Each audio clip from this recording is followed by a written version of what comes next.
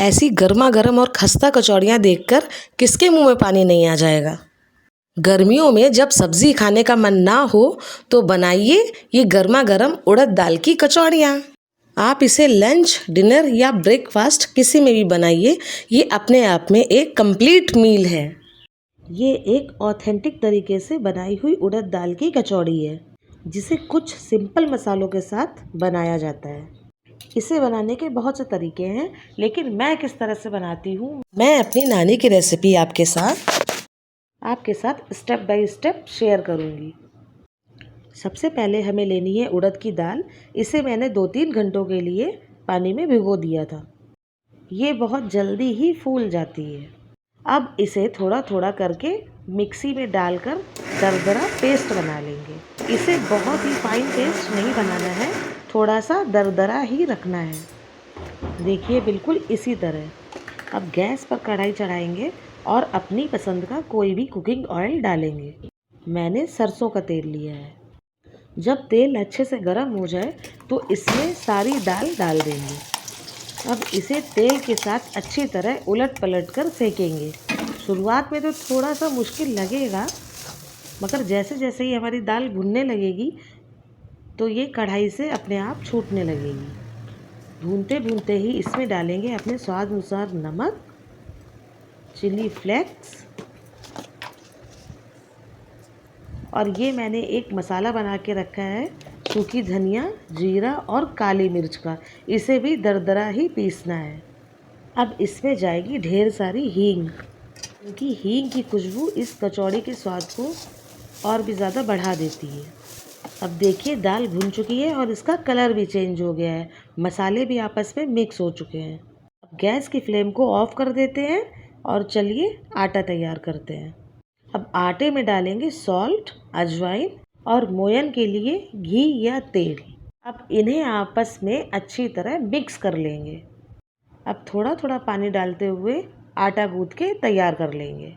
इस आटे को हमें बिल्कुल वैसे ही गूँथना है जैसे हम पूड़ियों के लिए गूँथते हैं, ना ही ज़्यादा सॉफ्ट और ना ही ज़्यादा हार्ड। दूसरी तरफ हमारी दाल भी ठंडी हो चुकी है, तो उसे किसी दूसरे बर्तन में ट्रांसफ़र कर लेते हैं। चलिए अब बनाना स्टार्ट करते हैं अपनी कचौड़ियाँ। अब हम सारी लोइयाँ बराबर साइज़ में काट लेंगे। मैंने चाकू की सहायता से सारे आटे की लोइयों को एक साथ काट के रख लिया है, ताकि जब मैं स्टफिंग भरूं तो मुझे बार बार लोई काटने की ज़रूरत ना पड़े। अब एक लोई को लेके हाथों की सहायता से उसे अच्छे से चिकना करते हैं और छोटी सी पूड़ी की साइज़ का बेल लेते हैं। अब इसमें अच्छी क्वांटिटी में दाल लेंगे और हाथों की सहायता से दबाते हुए चारों तरफ से बंद कर देंगे। देखिए ठीक इसी तरह बहुत ही हल्के हाथों से दबा दबा कर भरना है। और याद रखिएगा कचौड़ी में कहीं पे भी क्रैक नहीं रहना चाहिए, वरना इसमें तलते वक्त तेल घुस जाएगा और फिर वो खाने में बिल्कुल भी अच्छी नहीं लगेंगी। अब इसे हथेली की सहायता से हल्के हल्के दबाकर बड़ा कर लेना है।